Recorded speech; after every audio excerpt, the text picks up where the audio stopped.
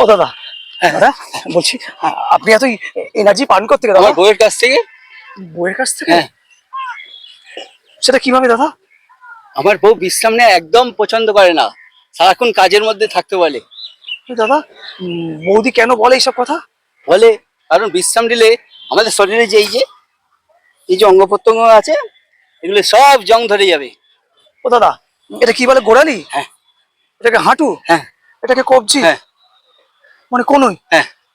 ও দাদা, আমার কিরম মনে হচ্ছে জানেন তো? হ্যাঁ। আমার ওই জং ধরার আগের অবস্থা।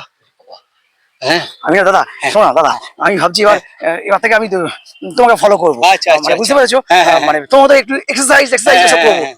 দাদা তুমি সকালবেলা কত কিলোমিটার হাঁটো? 4 কিলোমিটার। 4 কিলোমিটার? হ্যাঁ।